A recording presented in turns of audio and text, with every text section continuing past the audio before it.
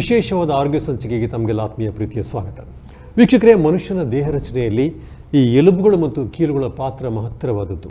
ಮನುಷ್ಯ ಹುಟ್ಟಿನಿಂದ ಜೀವಿತಾವಧಿಯವರೆಗೆ ಎಲ್ಲ ಕೆಲಸ ಕಾರ್ಯಗಳಿಗೂ ಕೂಡ ಈ ಎಲುಬು ಮತ್ತು ಕೀಲುಗಳ ಪಾತ್ರ ಮಹತ್ತರವಾದ ಪಾತ್ರವನ್ನು ವಹಿಸುತ್ತೆ. ಈ ನಿಟ್ಟಿನಲ್ಲಿ ಈ ನಮ್ಮ ಬೋನ್ ಆ್ಯಂಡ್ ಜಾಯಿಂಟ್ ವೀಕ್ ಅಥವಾ ಮೂಳೆ ಮತ್ತು ಕೀಲು ಸಪ್ತಾಹ ಅನ್ನೋದನ್ನು ನಮ್ಮ ವೈದ್ಯಕೀಯ ಸಂಘದವರು ಆಚರಣೆ ಮಾಡ್ತಾ ಇದ್ದಾರೆ. ಅದು ಆಗಸ್ಟ್ 1ನೇ ತಾರೀಕಿಂದ 7ನೇ ತಾರೀಕಿನವರೆಗೆ. ಈ ಒಂದು ಅವಧಿಯಲ್ಲಿ ಮನುಷ್ಯನ ಕೀಲು ಮತ್ತು ಮೂಳೆಗೆ ಸಂಬಂಧಪಟ್ಟ ಹಾಗೆ ಏನೆಲ್ಲ ರೋಗಗಳು ಬರುತ್ತೆ, ಇದನ್ನು ಹೇಗೆ ನಾವು ನಿಯಮಿತವಾಗಿ ಕಾರ್ಯನಿರ್ವಹಿಸಲಿಕ್ಕೆ ಏನೆಲ್ಲ ನಾವು ಮುಂಜಾಗ್ರತೆ ಕ್ರಮಗಳನ್ನು ಅನುಸರಿಸಬೇಕು ಅನ್ನೋ ನಿಟ್ಟಿನಲ್ಲಿ ಇವತ್ತಿನ ಒಂದು ಚರ್ಚೆಯಲ್ಲಿ ನಮ್ಮ ಜೊತೆ ಕರ್ನಾಟಕ ಆರ್ಥೋಪೆಡಿಕ್ ಅಸೋಸಿಯೇಷನ್ನ ಅಧ್ಯಕ್ಷರಾಗಿರ್ತಕ್ಕಂಥ ಹಾಗೂ orthopaedic surgeon doctor B Sachidananda Rai ಅವರಿದ್ದಾರೆ. ಅದೇ ರೀತಿ ಕೆನರಾ ಆರ್ಥೋಪೆಡಿಕ್ ಸೊಸೈಟಿಯ ಮಾಜಿ ಅಧ್ಯಕ್ಷರು ಹಾಗೂ orthopaedic surgeon doctor KR Kamath ಅವರಿದ್ದಾರೆ. ಡಾಕ್ಟರ್ ಇಬ್ಬರಿಗೂ ಕೂಡ ಈ ಸಂದರ್ಭದಲ್ಲಿ ಆತ್ಮೀಯ ಸ್ವಾಗತ. ನಮಸ್ಕಾರ.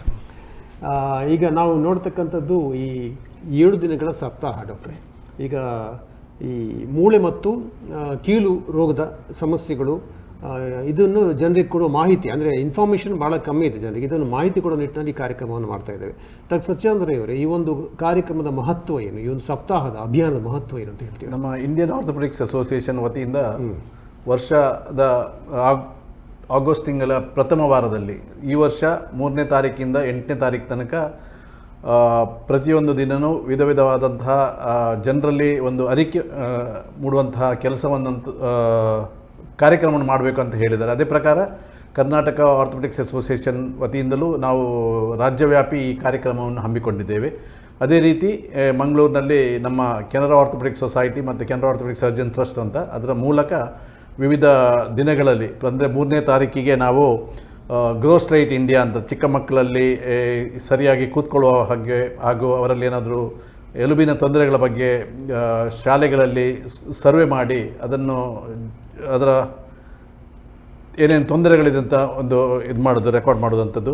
ಅದರ ಜೊತೆಗೆ 4ನೇ ತಾರೀಕಿಗೆ strong bone and hormone alliance, ಇದು ಆಸ್ಟಿಯೋಪೊರೋಸಿಸ್ ಬಗ್ಗೆ ಜನ ಮಾಹಿತಿ, ಹಾಗೂ 5ನೇ ತಾರೀಕಿಗೆ ಪಾಶ್ಚರ್ ಇಂಡಿಯಾ, ಹೇಗೆ ಸರಿಯಾಗಿ ಕೂತ್ಕೊಳ್ಬೇಕು ಅದರ ಬಗ್ಗೆ ಅರಿವಳಿಕೆ ತಿಳಿಸುವುದು. 6ನೇ ತಾರೀಕಿಗೆ ಇಂಜುರಿ ಫ್ರೀ ಇಂಡಿಯಾ ಅಂತ, ನಮ್ಮ ರೋಡ್ ಟ್ರಾಫಿಕ್ ಆಕ್ಸಿಡೆಂಟ್ಸ್ ಅಥವಾ ಇಂಡಸ್ಟ್ರಿಯಲ್ ಆಕ್ಸಿಡೆಂಟ್ಸ್ ಬಗ್ಗೆ, ತಡೆಗಟ್ಟುವಿಕೆ ಬಗ್ಗೆ ಕಾಳಜಿ ವಹಿಸು ಹೇಗೆ ಅಂತ.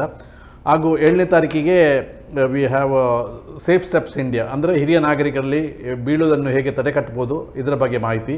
ಹಾಗೂ 8ನೇ ತಾರೀಕಿಗೆ ಸ್ಟ್ರಾಂಗ್ ಸರ್ಜನ್ ಸೇಫ್ ಹ್ಯಾಂಡ್ಸ್, ಅಂದರೆ ನಮ್ಮ ವೈದ್ಯರುಗಳು ಆರೋಗ್ಯವಾಗಿದ್ದರೆ ಖಂಡಿತವಾಗಿ ಅವರಿಗೆ ಹೆಚ್ಚು ಕೆಲಸ ಮಾಡುವಂಥ ಶಕ್ತಿ ಬರ್ತದೆ. ಹಾಗೆ ಅವರವರು ತಮ್ಮಲ್ಲಿ ಆರೋಗ್ಯ ತಪಾಸಣೆ ಮಾಡಿಸ್ಕೊಂಡು ತಮ್ಮ ಆರೋಗ್ಯ ಬಗ್ಗೆನೂ ಅವರು ಕಾಳಜಿ ವಹಿಸಬೇಕು ಅಂತ ನಾವು ಈ ವರ್ಷದ ಕಾರ್ಯಕ್ರಮವನ್ನು ಹಮ್ಮಿಕೊಂಡಿದ್ದೇವೆ. ಸರ್, ಈಗ ಕರ್ನಾಟಕದಾದ್ಯಂತ ಈ ಒಂದು ಅಭಿಯಾನ ನಡೀತಾ ಇದೆ. ನೀವು ಕರ್ನಾಟಕದ ಅಸೋಸಿಯೇಷನ್ನ ಅಧ್ಯಕ್ಷರು ಕೂಡ. ಈ ನಿಟ್ಟಿನಲ್ಲಿ ಯಾವ ಕಾರ್ಯಕ್ರಮಗಳನ್ನು ಕರ್ನಾಟಕದಲ್ಲಿ ಹಮ್ಮಿಕೊಂಡಿದ್ದೀರಿ? ಈಗಾಗಲೇ ಕಳೆದ 2-3 ದಿವಸದಿಂದ ಈ ಕಾರ್ಯಕ್ರಮಗಳು ರಾಜ್ಯವ್ಯಾಪಿ ಶುರು ಆಗಿದೆ. ಬೇರೆ ಬೇರೆ ಜಿಲ್ಲೆಗಳಲ್ಲಿ, ನಮ್ಮ ಪ್ರತಿಯೊಂದು ಜಿಲ್ಲೆಯಲ್ಲೂ ನಮ್ಮದೇ ಆದಂತಹ ಜಿಲ್ಲಾ ಸಂಘಟನೆಗಳಿರ್ತದೆ, ಆರ್ಥೋಪೆಡಿಕ್ಸ್ ಅಸೋಸಿಯೇಷನ್ಸ್ಗಳಿರ್ತದೆ. ಅದು ಎಲ್ಲ ನಮ್ಮ ಕರ್ನಾಟಕ ಆರ್ಥೋಪೆಡಿಕ್ಸ್ ಅಸೋಸಿಯೇಷನ್ನ ಅಡಿಯಲ್ಲಿರುವಂಥದ್ದು. ಅದರಲ್ಲಿ ಪ್ರತಿಯೊಂದು ಕಡೆಯಲ್ಲಿಯೂ ಇಂಥದ್ದೇ ರೇಡಿಯೋದಲ್ಲಿ ಮಾಹಿತಿ ಕೊಡೋದಿರ್ಬೋದು, ಅಥವಾ TV ಮೂಲಕ ಜನರಿಗೆ ಮಾಹಿತಿ ಕೊಡೋದಿರ್ಬೋದು, ಅಥವಾ ಕೆಲವು ರೋಡ್ ಸೇಫ್ಟಿ ಆ್ಯಕ್ಟಿವಿಟಿ, ಸೈಕ್ಲಥಾನ್ ಮಾಡ್ತಾಯಿದ್ದಾರೆ, ವಾಕಥಾನ್ ಮಾಡ್ತಾಯಿದ್ದಾರೆ. ಹಾಗೂ ಇಂಡಸ್ಟ್ರಿಗಳಿಗೆ ಹೋಗಿ ಜನರಿಗೆ ಇದರ ಬಗ್ಗೆ ಮಾಹಿತಿ ಕೊಡುವಂಥ ಕೆಲಸಗಳನ್ನು ಬೇರೆ ಬೇರೆ ಸಂಘದ ವತಿಯಿಂದ ನಾವು ನಡೆಸ್ತಾ ಇದ್ದೀವಿ.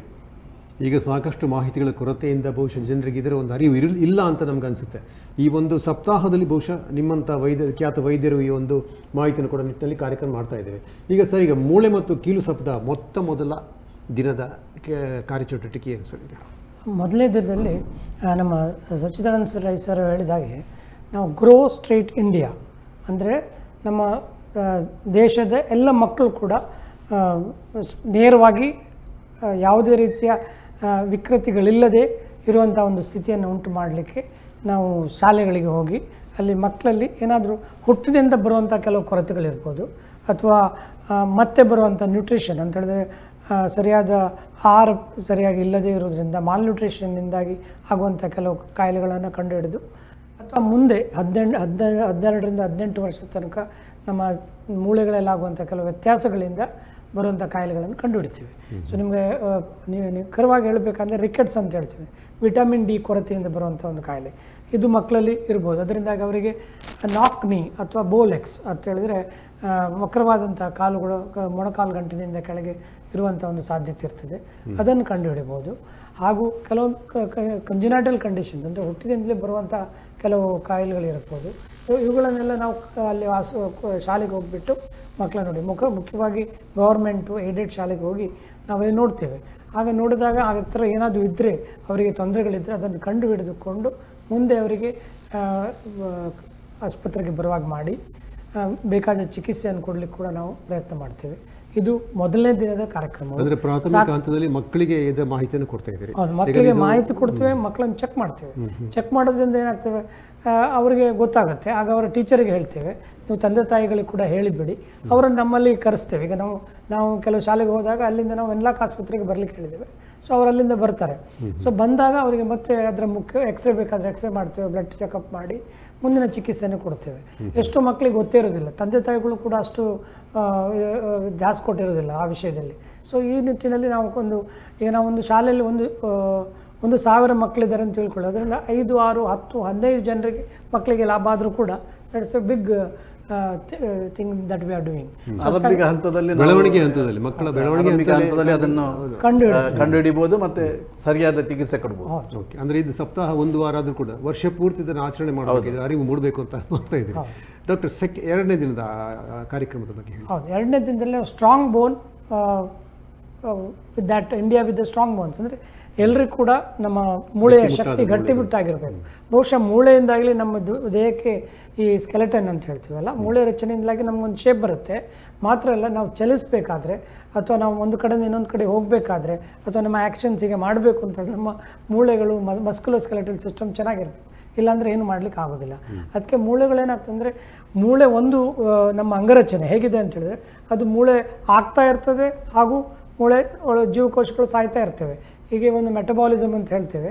ಮೂಳೆ ಉತ್ಪತ್ತಿನೂ ಆಗುತ್ತೆ, ಅದೇ ಥರ ಪುನರಚನೆ ಆಗ್ತದೆ, ಮತ್ತು ಸ್ವಲ್ಪ ಮೂಳೆ ಸಾಯ್ತದೆ, ಅಂದರೆ ಇಟ್ ವಿಲ್ ನಾಶ ಆಗ್ತದೆ.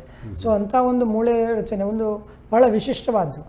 ಎಷ್ಟೋ ಸರ್ತಿ ಬೇರೆ ಬೇರೆ ಕಾಯಿಲೆಗಳಿಂದ ಮೂಳೆಯಲ್ಲಿ ನಮಗೆ ಇದು ಬಲ ಕಡಿಮೆ ಆಗ್ತದೆ. ಅದಕ್ಕೆ ಆಸ್ಟಿಯೋಪೊರೋಸಿಸ್ ಅಥವಾ ಆಸ್ಟಿಯೋಪೀನಿಯಾ ಅಥವಾ ಗೀಲುರಿತ ಅಂತ ಹೇಳ್ತೇವೆ ನಾವು, ಅಥವಾ ರಂಧ್ರಗಳು ಜಾಸ್ತಿ ಆಗೋದು ಆ ಬೋನ್ನಲ್ಲಿ. ಸೊ ಆಗ ಬೋನ್ ವೀಕ್ ಆದಾಗ ಅದು ಬೇಗನೆ ಕಾಯಿಲೆಗಳಿಗಾಗ್ತದೆ, ಅಥವಾ ಬ್ರೇಕ್ ಆಗ್ತದೆ, ಅಥವಾ ಫ್ರ್ಯಾಕ್ಚರ್ ಆಗ್ತದೆ.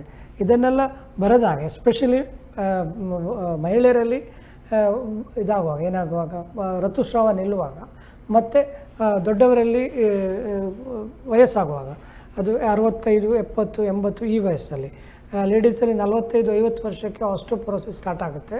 ಸೊ ಅಂಥ ಟೈಮ್ನಲ್ಲಿ ನಾವು ಅದನ್ನು ಬೇಗನೆ ಕಂಡುಹಿಡಿದು ತುಂಬ ಕ್ಯಾಲ್ಸಿಯಂ, ವಿಟಮಿನ್ ಡಿ ಇಂಥದ್ದೆಲ್ಲ ನಮಗೆ ಬೇಕಾದ ಆಹಾರದಲ್ಲಿ ಕೂಡ ವ್ಯತ್ಯಾಸ ಮಾಡಲಿಕ್ಕೆ ಅಥವಾ ಅವರಿಗೆ ಡಯಟ್ ಹೇಳಲಿಕ್ಕೆ ಸಾಧ್ಯ ಆಗ್ತದೆ. ಈ ಕಾಯಿಲೆ ಒಂದು ವಿಶೇಷ ಏನಂದರೆ, ಇದು ಕಾಯಿಲೆ ಇರುವುದು ಗೊತ್ತೇ ಆಗೋದಿಲ್ಲ.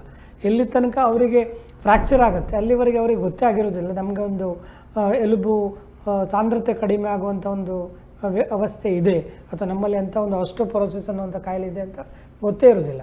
ಸೊ ಅದನ್ನು ಜನರಿಗೆ ಹೇಳಲಿಕ್ಕೆ, ನಿಮಗೆ ಋತುಸ್ರಾವ ನಿಂತಿದೆ ಅಂತ ಹೇಳಿದ್ರೆ ಮಹಿಳೆಯರಲ್ಲಿ ನೀವು ಕ್ಯಾಲ್ಸಿಯಂನ ತಗೊಳ್ಳುವಂಥ ಅಗತ್ಯ ಇದೆ, ವಿಟಮಿನ್ ಡಿ ತಗೊಳ್ಬೇಕು, ಅಥವಾ ನಿಮಗೆ ಬೇರೆ ಹಾರ್ಮೋನಲ್ ಟ್ರೀಟ್ಮೆಂಟ್ ಬೇಕಾಗ್ಬೋದು, ಅಥವಾ ಬೇರೆ ಸ್ವಲ್ಪ ಪರೀಕ್ಷೆ ಮಾಡಿ ಕಂಡುಹಿಡಿಬೇಕು ಯಾವ ಕಾರಣದಿಂದ ನಿಮ್ಮ ಎಲುಬು ವೀಕ್ ಆಗ್ತಾ ಇದೆ ಅಂತ ತಿಳ್ಕೊಂಡು ಮಾಡಬೇಕಾದಂಥ ಪರಿಸ್ಥಿತಿ. ಅದನ್ನು ನಾವು ತಿಳ್ಕೊಡ್ಲಿಕ್ಕೆ ಈ ಒಂದು ಟೈಮ್ನಲ್ಲಿ ತಿಳಿಸ್ಕೊಡ್ಲಿಕ್ಕೆ ಟ್ರೈ ಮಾಡ್ತೇವೆ. ಯಾಕಂದರೆ ಇದು ನಿರಂತರವಾಗಿ ನಡೀಬೇಕು. ನೀವು ಹೇಳಿದಾಗೆ ನಿರಂತರವಾಗಿ ಆಸ್ಟಿಯೋಪೊರೋಸಿಸ್ ಬಗ್ಗೆ ಜನರಲ್ಲಿ ತಿಳುವಳಿಕೆ ಹೇಳೋದ್ರಿಂದ, ಈಗ ನಮ್ಮ ದೇಶದ ಜನಸಂಖ್ಯೆ ಸ್ಲೋಲಿ ಈಗ ಹೆಚ್ಚಿನ ವಯಸ್ಸಿಗೆ ಹೋಗ್ತದೆ. ನಮ್ಮಲ್ಲಿ ಒಂದು ಕಾಲದಲ್ಲಿ ಈಗಲೂ ಕೂಡ ಈ ಯಂಗ್ಸ್ಟರ್ಸ್ ಜಾಸ್ತಿ ಇದ್ದಾರೆ, 25ರಿಂದ 45 ವರ್ಷ. ಬಟ್ ಸ್ಲೋಲಿ ನಾವು 45ರಿಂದ 60ಕ್ಕೆ 60ರಿಂದ 70ಕ್ಕೆ ಹೋಗುವಂಥ ಆ್ಯಾವ್ರೇಜ್ ಜನಸಂಖ್ಯೆ ಜಾಸ್ತಿ ಆದರೆ ಈ ಕಾಯಿಲೆಗಳು ಜಾಸ್ತಿ ಬರ್ತವೆ. ಸೊ ಇದ್ರ ಬಗ್ಗೆ ತಿಳುವಳಿಕೆ ಇಲ್ಲ ಆದರೆ ಅವರು ಸಂಕಷ್ಟಕ್ಕೊಳಗಾಗ್ತಾರೆ. ಎಸ್ಪೆಷಲಿ ಫ್ರ್ಯಾಕ್ಚರ್ ಆದರೆ ಒಂದು 2-3 ಫ್ರ್ಯಾಕ್ಚರ್ಗಳು ಸಾಮಾನ್ಯವಾಗಿ ಆಸ್ಟಿಯೋಪೊರೋಸಿಸ್ ಇಂಡಿವಿಜುವಲ್ಸ್ಲಾಗ್ತದೆ. ಒಂದು ಮುಂಗೈಯಲ್ಲಿ ಫ್ರ್ಯಾಕ್ಚರ್ ಆಗೋದು, ಇನ್ನೊಂದು ಬೆನ್ನು ಮೂಳೆಯಲ್ಲಿ ಫ್ರ್ಯಾಕ್ಚರ್ ಆಗೋದು, ಇನ್ನೊಂದು ತೊಡೆಯ ಸಂದಲ್ಲಿ ಫ್ರ್ಯಾಕ್ಚರ್ ಆಗೋದು. ಅದಕ್ಕೆ ಫ್ರ್ಯಾಕ್ಚರ್ ನೆಕ್ ಆಫ್ ಫೀಮರ್ ಅಂತ ಹೇಳ್ತಾರೆ, ವರ್ಟಿಬ್ರಲ್ ಫ್ರ್ಯಾಕ್ಚರ್ ಅಂತ ಹೇಳ್ತಾರೆ, ಕಶೇರುಕಗಳ ಫ್ರ್ಯಾಕ್ಚರ್ ಅಂತ ಹೇಳ್ತಾರೆ, ಇನ್ನೊಂದು ರಿಸ್ಟ್ ಫ್ರ್ಯಾಕ್ಚರ್. ಹೀಗೆ 3 ಫ್ರ್ಯಾಕ್ಚರ್ಗಳು ಕಾಮನ್ ಅದು. ಬಹುಶಃ ನೀವು ನೋಡಿರ್ಬೋದು, ಎಷ್ಟೋ ಸರ್ತಿ ಬಾತ್ರೂಮಲ್ಲಿ ಜಸ್ಟ್ ಕಾಲು ತಪ್ಪಿ ಬಿದ್ದುಬಿಟ್ಟೆ ಅವರಿಗೆ ಕೈಯಲ್ಲಿ ಫ್ರ್ಯಾಕ್ಚರ್ ಆಗಿರ್ತದೆ, ಇಲ್ಲಾಂದರೆ ಸೊಂಟದಲ್ಲಿ ಫ್ರ್ಯಾಕ್ಚರ್ ಆಗಿರ್ತದೆ, ಇಲ್ಲಾಂದರೆ ಗೊತ್ತೇ ಇರೋದಿಲ್ಲ. ಕೆಲವು ಸತಿ ಬಸ್ಸಲ್ಲಿ ಜಸ್ಟ್ ಹೋಗುವಾಗ ಜಂಪ್ ಆಗಿಬಿಟ್ಟು ಸಡನ್ನ ಬ್ರೇಕ್ ಆಗ್ತಾರಿಂದ 2-3 ದಿವಸ ಆದಮೇಲೆ ನೋವು ಸ್ಟಾರ್ಟ್ ಆಯಿತು, ಮತ್ತೆ ಬರ್ತಾರೆ ಅವ್ರು ನಮ್ಮ ಹತ್ರ. ನೋಡಿದರೆ ಒಂದು ಎಕ್ಸೆ ತೆಗೆದ್ರೆ ಕಶೇರುಕದಲ್ಲಿ ಫ್ರ್ಯಾಕ್ಚರ್ ಇದೆ. ಸೊ ಇಂಥ ವ್ಯವಸ್ಥೆಗಳಿದ್ದಾಗ ಆಗಲೇ ಗೊತ್ತಾಗಿದ್ದು ನಿಮ್ಮ ಎಲುಬು ಕುಂಬಾಗಿದೆ, ನಿಮ್ಮ ಎಲುಬಲ್ಲಿ ಶಕ್ತಿ ಕಡಿಮೆ ಆಗಿದೆ, ಅದರಿಂದಾಗಿ ನಿಮಗೆ ಈ ಫ್ರ್ಯಾಕ್ಚರ್ ಬಂತು ಅಂತ ನಾವು ಕಂಡುಹಿಡಿದು ಅದಕ್ಕೆ ಬೇಕಾದ ಚಿಕಿತ್ಸೆ ಮಾಡಬೇಕಾಗ್ತದೆ. ಬಹುಶಃ ನಾವು ಒಂದು ವೇಳೆ ಅವರಿಗೆ ಪ್ರಥಮ ಹಂತದಲ್ಲಿ ಟ್ರೀಟ್ಮೆಂಟ್ ಕೊಟ್ಟಿದ್ದೇ ಆಗಿದ್ದರೆ, ಅವರು ತಿಳ್ಕೊಂಡು ನಮ್ಮ ಹತ್ರ ಬಂದಿದ್ದೇ ಆಗಿದ್ದರೆ ಬಹುಶಃ ಇಂಥ ಫ್ರ್ಯಾಕ್ಚರಿಂದ ಆಗುವಂಥ ಅನಾಹುತಗಳನ್ನು ಕಡಿಮೆ ಮಾಡಲಿಕ್ಕೆ ಮುಂಜಾಗ್ರತೆ ಕ್ರಮಗಳನ್ನು. ಅದಕ್ಕಾಗಿ ನಾವು ಇದೊಂದು ಭಾಳ ಇಂಪಾರ್ಟೆಂಟ್ ಥಿಂಗ್, ಆಸ್ಟಿಯೋಪೊರೋಸಿಸ್ ಬಗ್ಗೆ ಜನರಲ್ಲಿ ಅರಿವು ಉಂಟು ಮಾಡೋದಕ್ಕಾಗಿ ಕೆಲವೊಮ್ಮೆ ನಾವು BMD ಕ್ಯಾಂಪ್ ಅಂತ ಮಾಡ್ತೇವೆ. ಒಂದು ಸಣ್ಣ ವಿಧಾನದಲ್ಲಿ ಕಂಡು ಹಿಡಿತೇವೆ ನಿಮ್ಮ ಬೋನು ವೀಕ್ ಆಗ್ತಾ ಉಂಟಾ ಅಥವಾ ವೀಕ್ ಆಗಿದೆನಾ ಅಥವಾ ನಾರ್ಮಲ್ ಉಂಟಾ ಅಂತ. 45ರಿಂದ 50 ವರ್ಷದ ನಂತರದ ಮಹಿಳೆಯರಿಗೆ, 60ರಿಂದ 65 ವರ್ಷದ ನಂತರದ ವಯಸ್ಕ ಪುರುಷರಿಗೆ ಕೂಡ ನಾವು ಒಂದು ಬೋನ್ ಮಿನರಲ್ ಡೆನ್ಸಿಟಿ ಸ್ಕ್ಯಾನ್ ಮಾಡಿ ಕಂಡುಹಿಡಿತೇವೆ. ಯಾಕಂದರೆ ಸುಮ್ಮನೆ ಎಕ್ಸ್ರೇ ಮಾಡಿದರೆ ರೇಡಿಯೇಷನ್ ಎಲ್ಲ ತೊಂದರೆ ಆಗ್ತದೆ. ಸೊ ಹಾಗೆ ಮಾಡಿದಾಗ ಅವ್ರಿಗೆ ಹೇಳ್ತೇವೆ, ನೋಡಿ ನಿಮಗೆ ಸ್ವಲ್ಪ ಜಾಸ್ತಿ ಆಸ್ಟಿಯೋಪೊರೋಸಿಸ್ ಇದೆ, ದಯವಿಟ್ಟು ಕ್ಯಾಲ್ಸಿಯಂ ವಿಟಮಿನ್ಸ್ ತಗೊಳ್ಳಿ, ಇಲ್ಲ ನೀವು ನಮ್ಮ ಡಾಕ್ಟರ್ ಹತ್ರ ಹೋಗಿ ಕಾಣಿ. ಸಪ್ತಾಹದ ಧ್ಯೇಯವಾಕ್ಯ ಬಹಳ ಚೆನ್ನಾಗಿದೆ ಡಾಕ್ಟ್ರೆ, ಸ್ಟ್ರಾಂಗ್ ಬೋನ್ ಸ್ಟ್ರಾಂಗ್ ಇಂಡಿಯಾ ಅಂತೇಳಿ. ನಮ್ಮ ದೇಶವನ್ನು ಕಟ್ಟುವುದಕ್ಕೆ ನಮ್ಮ ಬೋನು ಅದಕ್ಕೆ ಎಷ್ಟು ಮಹತ್ವವನ್ನು ಕೊಟ್ಟಿದ್ದೀರಿ ಅಂತೇಳಿ. ಡಾಕ್ಟರ್ಗೆ 3ನೇ ದಿನದ ಕಾರ್ಯಚಟುವಟಿಕೆಗಳು ಏನೇನಿದೆ ಡಾಕ್ಟರ್ ಸಪ್ತಾಹದ? 3ನೇ ದಿವಸ ಪಾಶ್ಚರ್ ಇಂಡಿಯಾ. ನೋಡಿ ಈಗ ಏನಾಗುತ್ತೆ ಅಂದರೆ ಎಲ್ಲರೂ ಕೂಡ ನಮ್ಮ ಭಾಳ ತುಂಬ ಕೆಲಸ ಮಾಡುವ ಯುವಕರು ಸಾಫ್ಟ್ವೇರ್ ಕಂಪನಿಗಳಲ್ಲಿ ಈಗಾಗಲೇ ಸರ್ ಹೇಳಿದ ಹಾಗೆ ಅಂಥ ಕಡೆ ಕೆಲಸ ಮಾಡ್ತಾರೆ. ಅದರಿಂದ ಏನಾಗುತ್ತೆ ಬೇರೆ ಬೇರೆ ಕಚೇರಿಗಳಲ್ಲಿ ಕೆಲಸ ಮಾಡ್ತಾರೆ. ಎಲ್ಲರೂ ಕೂಡ ಕಂಪ್ಯೂಟರ್ ಎದುರು ಕೂತ್ಕೊಂಡು ಕೆಲಸ ಮಾಡ್ತಾರೆ. ಅಥವಾ ಈಗ ಮಕ್ಕಳು ಕೂಡ ಮೊಬೈಲ್ ನೋಡೋದು ಅಥವಾ ಅವರ ಲ್ಯಾಪ್ಟಾಪ್ ನೋಡೋದು, ಮಲಗಿದಲ್ಲಿ ಅಥವಾ ಕುತ್ಕೊಂಡು ನೋಡ್ತಾರೆ, ಹೀಗೆ ಬಗ್ಗೆ ನೋಡ್ತಾರೆ. ಸೊ ಇಂಥದ್ದು ಮಾಡೋದ್ರಿಂದ ಸರಿಯಾದ ಒಂದು ನಿಲುವು ಪೋಸ್ಚರ್ ಇಲ್ಲದೇ ಇರೋದ್ರಿಂದ ತುಂಬ ಅನಾಹುತಗಳು ಉಂಟಾಗ್ತವೆ. ಸೊ ಅದನ್ನು ನಾವು ಜನರಲ್ಲಿ ತಿಳುವಳಿಕೆ ಮಾಡಬೇಕು. ಪೋಸ್ಚರ್ ಅಂತ ಹೇಳಿದ್ರೆ ನಿಲುವು, ನೀವು ಕುತ್ಕೊಳ್ಳುವಂಥ ಭಂಗಿ ಇರ್ಬೋದು, ಅಥವಾ ಮಲಗುವಂಥ ಇದಿರ್ಬೋದು, ಅಥವಾ ಕೆಲಸ ಮಾಡುವಾಗ ನಿಮ್ಮ ಒಂದು ಆಸನದ ವ್ಯವಸ್ಥೆ ಇರ್ಬೋದು, ಆಸನದ ರೀತಿ ಇರ್ಬೋದು, ಅಂದರೆ ಚೇರ್ ಹೇಗಿರಬೇಕು, ಇದೆಲ್ಲವನ್ನು ಅವರಿಗೆ ಹೇಳ್ಕೊಡ್ಬೇಕಾಗ್ತದೆ. ಎಷ್ಟೋ ಸರ್ತಿ ನಾವು ಸಾಫ್ಟ್ವೇರ್ ಕಂಪ್ನಿಯಲ್ಲಿ ಕೆಲಸ ಮಾಡುವವರು ತುಂಬ ಕಷ್ಟಪಡ್ತಾರೆ. ಅವರಿಗೆ ಕುತ್ತಿಗೆ ನೋವಿರ್ತದೆ, ಬೆನ್ನು ನೋವಿರ್ತದೆ, ಅಥವಾ ಅಲ್ಲಲ್ಲಿ ಮಸಲ್ಸಲ್ಲಿ ನೋವಿರ್ತದೆ. ಸೊ ಇಂಥ ಹಲವು ಕಾಯಿಲೆಗಳಿಂದ ಅವರು ಬಳಲಿ ನಮ್ಮ ಹತ್ರ ಬರ್ತಾರೆ. ಸೊ ನಾವು ಅವ್ರಿಗೆ ಕೇಳಿದಾಗ ಒಂದು ಹೇಳ್ತಾರೆ, ಅವರು ಟೈಮ್ ಸರಿಯಾಗಿ ರೆಸ್ಟ್ ಕೊಡದೆ ಕೆಲಸ ಮಾಡ್ತಾರೆ, ಸರಿಯಾಗಿ ಕುತ್ಕೊಳ್ಳೋದಿಲ್ಲ, ಕುತ್ಕೊಳ್ಳೋ ಪೋಸ್ಚರಲ್ಲಿ ಸರಿಯಾಗಿ ಕುತ್ಕೊಳ್ಳೋದಿಲ್ಲ. ಸೊ ಇದರಿಂದಾಗಿ ಇವರಿಗೆ ಪ್ರಾಬ್ಲಮ್ ಬರ್ತದೆ. ಅದಕ್ಕೆ ಅರ್ಗೋನಾಮಿಕ್ಸ್ ಅಂತ ಹೇಳ್ತೀವಿ. ನಾವು ಕೆಲಸ ಮಾಡುವ ಸ್ಥಳದಲ್ಲಿ ಕೆಲವು ವಿಷಯಗಳನ್ನು ಸರಿಯಾಗಿ ಮಾಡಿದರೆ, ನಿಯಮಗಳನ್ನು ಪಾಲಿಸಿದರೆ ಅವರಿಗೆ ಈ ಪ್ರಾಬ್ಲಮ್ ಬರೋದಿಲ್ಲ ಅಂತ ತಿಳ್ಕೊಡುವಂಥ ವ್ಯವಸ್ಥೆ ನಮ್ಮದು ಪೋಸ್ಚರ್ ಇಂಡಿಯಾ ಪ್ರೋಗ್ರಾಮ್ನ ಒಂದು 3ನೇ ದಿನದ ಪ್ರೋಗ್ರಾಮ್. ಇದು ಯಾವಾಗಲೂ ಮಾಡ್ಬೋದು, ಬಟ್ ಮುಖ್ಯವಾಗಿ ನಾವು ಇಟ್ಕೊಂಡು ಜನರಿಗೆ ಇದರ ಬಗ್ಗೆ ತಿಳುವಳಿಕೆ ಕೊಡೋದು ಅಂತ ಅನಿಸುತ್ತೆ. ಡಾಕ್ಟರ್, ಮೂಳೆಗಳಿಗೆ ಸಂಬಂಧಪಟ್ಟ ಹಾಗೆ ಯಾವ ತರಹದ ರೋಗಗಳು ಬರಬಹುದು, ಕಾರಣಗಳು ಮತ್ತು ಪರಿಹಾರ ಅಂತ ಸಂಕ್ಷಿಪ್ತವಾಗಿ ಹೇಳ್ಬೋದು ಡಾಕ್ಟರ್ ಮಾಹಿತಿಗೆ? ಮೂಳೆಗಳಿಗೆ ಬರೋ ರೋಗಗಳು ಬಹಳ ನಾವು ವಿವರವಾಗಿ ಹೇಳಲಿಕ್ಕೆ ಹೋದರೆ ಒಂದು 7-8 ಹೆಡ್ಡಿಂಗ್ಸಲ್ಲಿ ಹೇಳ್ಬೋದು. ಒಂದು ಕಂಜನೈಟಲಿ, ಅಂದರೆ ಜನಿಸುವಾಗಲೇ ಬರುವಂಥ ಕಾಯಿಲೆ. ಬಹುಶಃ ನಾನು ಭಾಳ ಈಸಿ ಎಕ್ಸಾಂಪಲ್ ಕೊಡೋದಾದರೆ ವಕ್ರಪಾದ ಅಂತ ಹೇಳ್ತೀವಿ, ಮಕ್ಕಳಲ್ಲಿ ಇರ್ತದೆ ಆಗುತ್ತೆ ಆ ಥರ. ಮತ್ತು ಇನ್ಫೆಕ್ಷನ್ನಿಂದ ಬರೋದು, ಅಂದರೆ ಸೋಂಕು ಬರೋದ್ರಿಂದ, ಅದು TB ಇರ್ಬೋದು ಅಥವಾ ಬ್ಯಾಕ್ಟೀರಿಯಲ್ ಇನ್ಫೆಕ್ಷನ್ ಇರ್ಬೋದು ಆ ಥರ. ಮತ್ತು ಏಜ್ ಆದಾಗೆ ನಮಗೆ ಡಿಜನರೇಷನ್, ಬಹುಶಃ ಇಲ್ಲಿ ನಮಗೆ ಭಾಳ ಎಲ್ಲರೂ ಕೂಡ ಗೋತ್ರದ ಬಾಲ್ಯಾವಸ್ಥೆ, ಯುವಕ, ಗೃಹಸ್ಥ ಮತ್ತು ಮುಪ್ಪುತನ, ವೃದ್ಧಾಪ್ಯ, ಇದು ಬರುವಾಗ ಇದರಲ್ಲಿ ಬೇರೆ ಬೇರೆ ನಮೂನೆ ಕಾಯಿಲೆಗಳು ಬರ್ತದೆ. ಬಹುಶಃ ವೃದ್ಧಾಪ್ಯದಲ್ಲಿ ನಾವು ಕಾಣುವಂಥ ಕಾಯಿಲೆಗಳು ಯಾವುದು ಅಂತ ಹೇಳಿದರೆ ನಮ್ಮ ಆಸ್ಟಿಯೋಪೊರೋಸಿಸ್ ಮತ್ತು ಆಸ್ಟಿಯೋಆರ್ಥ್ರೋಸಿಸ್. ಆಸ್ಟಿಯೋಪೊರೋಸಿಸ್ ಅಂದರೆ ಎಲುಬು ಕುಂಬಾಗೋದು, ವೀಕ್ ಆಗೋದು, ರಂಧ್ರಗಳು ಜಾಸ್ತಿ ಆಗೋದು. ಹಾಗೆ ಆಸ್ಟಿಯೋಆರ್ಥ್ರೋಸಿಸ್ ಅಂದರೆ ಇದು ಜಾಯಿಂಟ್ಗೆ ಬರುವಂಥ ಕಾಯಿಲೆ.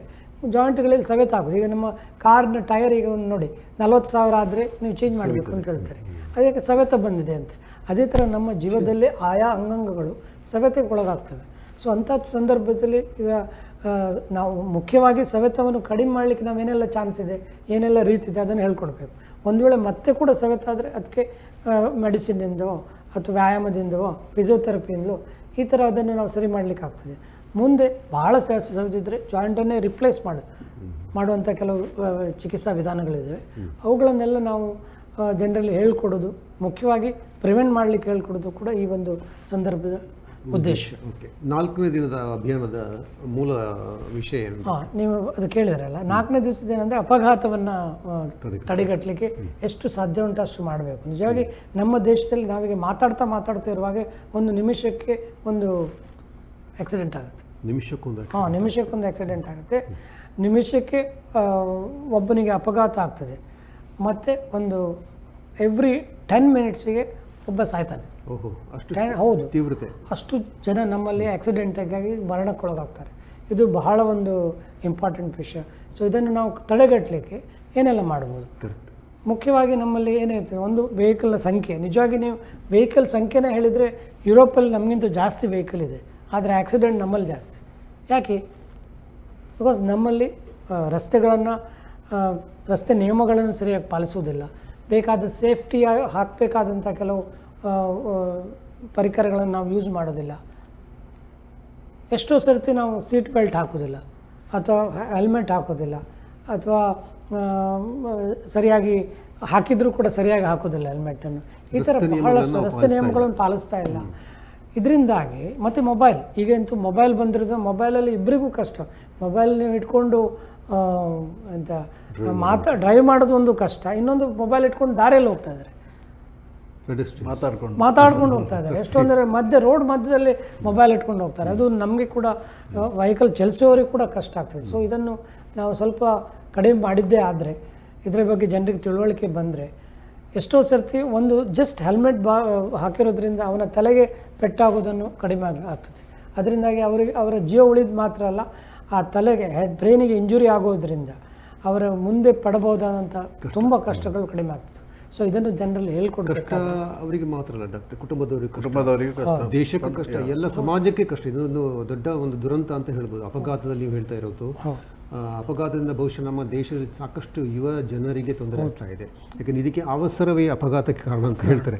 ಪ್ರತಿಯೊಂದರಲ್ಲೂ ನಮ್ಗೆ ಅವಸರ, ಬೇಗ ಆಗಬೇಕು, ಜೀವವನ್ನೇ ಕಳೆದುಕೊಳ್ಳುವಂಥದ್ದು ಇರುತ್ತೆ ಡಾಕ್ಟ್ರೆ. ಅದು ಒಳ್ಳೆ ವಿಷಯವನ್ನು ಹೇಳಿದೆ. ಹೌದು, ಬಹುಶಃ ಪೇರೆಂಟ್ಸ್ಗಳು ಕೂಡ ತಮ್ಮ ಮಕ್ಕಳಾಗಲಿ, ಅವರು ಹೊರಗೆ ಹೋಗುವಾಗ ಅಥವಾ ಬೈಕಲ್ಲಿ ಹೋಗುವಾಗ ಅಥವಾ ಸ್ಕೂಟರ್ ತಗೊಂಡು ಕಾರ್ ತಗೊಂಡು ನಿಯಮಗಳ ಬಗ್ಗೆ ಹೇಳಬೇಕು. ಎಷ್ಟು ಸಾಧ್ಯ ಅವರಲ್ಲಿ ಎಜುಕೇಟ್ ಮಾಡಬೇಕು. ನಾವು ಕೂಡ ತಪ್ಪು ಮಾಡಬಾರ್ದು, ಪೇರೆಂಟ್ಸ್ ಕೂಡ. ಮತ್ತು ಈಗ ಮಕ್ಕಳು 3 ಜನ 4 ಜನ ಬೈಕಲ್ಲಿ ಹೋಗೋದು, ಇದು ನಾವೀಗ ಸರ್ವೇ ಸಾಧಾರಣವಾಗಿ ಈವ್ನಿಂಗ್ ಟೈಮಲ್ಲಿ ಕಂಡು. ಸೊ ಇದನ್ನೆಲ್ಲ ಕೂಡ ಅವರ ಮನೆಯವರೇ ಹೇಳ್ಕೊಡ್ಬೇಕು. ಇದನ್ನು ಆಡಳಿತ ವರ್ಗಕ್ಕೆ, ನಾವು ಪೊಲೀಸ್ ಡಿಪಾರ್ಟ್ಮೆಂಟಿಗೆ, RTOಗೆಲ್ಲ ಹೇಳುವಂಥದ್ದಲ್ಲ. ಅವರು ಕರ್ತವ್ಯ ಮಾಡ್ತಾ ಇರ್ತಾರೆ, ಬಟ್ ನಮ್ಮ ಜವಾಬ್ದಾರಿಯನ್ನು ನಾವು ಅರಿತುಕೊಳ್ಬೇಕು ಅಂತ ಹೇಳ್ತಾ ಇದ್ರಿ ಡಾಕ್ಟರ್. ನೀವು 5ನೇ ಹಂತದ ನಮ್ಮ ಸಪ್ತಾಹದ ಕಾರ್ಯಚಟುವಟಿಕೆಗಳ ಬಗ್ಗೆ ಸ್ವಲ್ಪ ವಿವರ ಕೊಡಿ ಡಾಕ್ಟರ್. 5ನೇದು ಈಗ ನೀವು ಹೇಳಿದ್ವಲ್ಲ, ಅದು ಸೇಫ್ ಸ್ಟೆಪ್ ಇಂಡಿಯಾ. ಅಂದರೆ ಎಲ್ಡರ್ಲಿ, ನಮ್ಮ ವೃದ್ಧಾಪ್ಯದಲ್ಲಿದ್ದವರಿಗೆ ಕೆಲವು ನಾವು ತಿಳಿಪಡಿಸಬೇಕು. ಅಥವಾ ಅಂದರೆ ಅವರು ನಡೆಯುವಾಗ ಎಡವಿದ್ರೆ ಅಥವಾ ಸ್ಲಿಪ್ ಆದರೆ, ಬಿದ್ದರೆ ಮತ್ತೆ ಅವರಿಗೆ ತೊಂದರೆ ಆಗ್ತದೆ. ವಸ್ತುಪರಿಸ್ಥಿತಿಯಿಂದ ಕೂಡ ಇರ್ಬೋದು, ಮತ್ತು ಬೇರೆ ಕಾರಣದಿಂದ ಕೂಡ ಇರ್ಬೋದು. ಅವರಿಗೆ ಫ್ರ್ಯಾಕ್ಚರ್ ಬರ್ತದೆ, ಬೇರೆ ಇಂಜುರೀಸ್ ಆಗುತ್ತೆ, which will cause lot of problem. So ಅದನ್ನು ಫಾಲ್ ಪ್ರಿವೆನ್ಷನ್, ಅಥವಾ ಬೀಳುವಿಕೆಯನ್ನು ಕಡಿಮೆ ಮಾಡೋದು ಹೇಗೆ ಅಂತ ಒಂದು ಪ್ರಶ್ನೆ. ಅದು ನಮ್ಮ ಮನೆಯಲ್ಲಿ ಕೂಡ ನಾವು ಕೆಲವೊಂದು ಚೇಂಜಸ್ ಮಾಡೋದು. ನಮ್ಮ ಮನೆಯಲ್ಲಿ ಈಗ ಅಜ್ಜ ಇದ್ದಾರೆ, ಪ್ರಾಯದವರಿದ್ದಾರೆ, ಅಜ್ಜಿಯರಿದ್ದಾರೆ ಅಂತ ಹೇಳಿದರೆ, ಅವರಿಗೆ ನಾನು ಯಾವುದೆಲ್ಲ ಮಾಡಿದರೆ ಲಾಭ ಆಗ್ಬೋದು ಅಥವಾ ಸಹಾಯ ಆಗ್ಬೋದು ಅಂತ ನಾವು ಕಂಡುಹಿಡಬೇಕು. ಮೇ ಬಿ ಬಹಳ ನಯವಾದ ನೆಲೆ ಇದ್ದರೆ ನೆಲದಲ್ಲಿ ಸ್ಲಿಪ್ ಆಗುತ್ತೆ. ಸೊ ಅದಕ್ಕೆ ಅವರಿಗೆ ಎಂತ ಹೇಳ್ತಾ ಇರೋದು, ಫಾಲ್ ಫ್ರೀ ಆಗುವಂತೆ ಸ್ವಲ್ಪ ರಫ್ ಇರುವಾಗೆ ಈ ನಮ್ಮ ನೆಲದಲ್ಲಿ ಫ್ಲೋರಿಂಗ್ ಮಾಡ್ತಾರೆ. ಫಾಲ್ ಫ್ರೀ ಫ್ಲೋರಿಂಗ್ ಅಂತ ಬರ್ತದೆ, ಅಂಥ ಟೈಲ್ಸ್ ಹಾಕ್ತಾರೆ.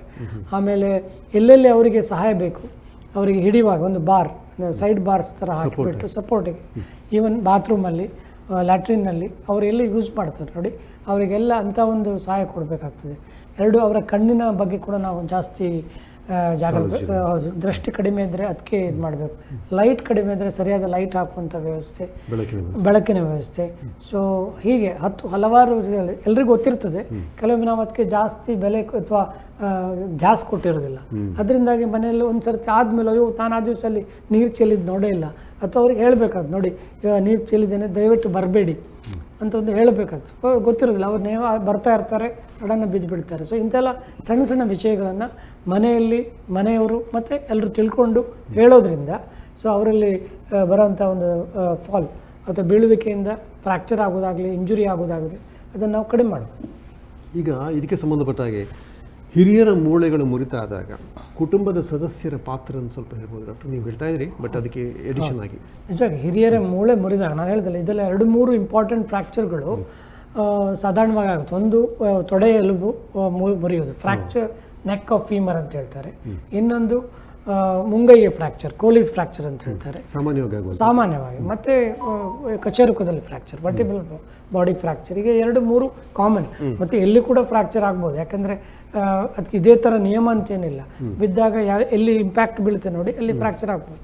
ಸೊ ಹಾಗೆ ಆದಾಗ ಪರಿಸ್ಥಿತಿಯಲ್ಲಿ ಮುಖ್ಯವಾಗಿ ಅವರು ಈಗ ಬಿದ್ದಿದ್ದಾರೆ ಅಂತ ಹೇಳಿದ್ರೆ ಅವರನ್ನು ಹೇಳಲಿಕ್ಕೆ ಆಗೋದಿಲ್ಲ, ನಡಿಲಿಕ್ಕೆ ಆಗೋದಿಲ್ಲ ಅಂತ ಹೇಳಿದ್ರೆ ಫೋರ್ಸ್ ಮಾಡಿ ಅಥವಾ ಒಟ್ಟಾರೆಯಾಗಿ ಏಳಿಸುವಂಥ ಪ್ರಯತ್ನ ಮಾಡದೆ ಅವರನ್ನೊಂದು ಮಗುವಿನ ಹಾಗೆ, in fact especially fracture neck of femur ಆಗಿದೆ, ಒಂದು ಮಗುವನ್ನು ನಾವು ಎತ್ಕೊಂಡಾಗೆ ಎತ್ತು ಒಂದು ಕುರ್ಚಿಯಲ್ಲೋ ಅಥವಾ ಗಾಲಿ ಕುರ್ಚಿಯಲ್ಲೋ ಅಥವಾ ಒಂದು ಟ್ರಾಲಿನಲ್ಲೋ ಅವರನ್ನು ಶಿಫ್ಟ್ ಮಾಡುವಂಥ ವ್ಯವಸ್ಥೆ ಮಾಡಬೇಕು. ಎಲ್ಲಿ ನೋವುಂಟ ಅದನ್ನು ಮತ್ತೆ ತಿರುಗಿಸೋದು, ಅಥವಾ ಏನು ಹೇಳ್ತಾರೆ ಸರಿ ಮಾಡ್ತೇನೆ ಅಥವಾ ಎಳಿತೇನೆ ಅಥವಾ ಅಂತ ಯಾವುದೇ ರೀತಿಯ ಮೂಮೆಂಟನ್ನು ಮಾಡಲಿಕ್ಕೆ ಬಿಡಬಾರ್ದು.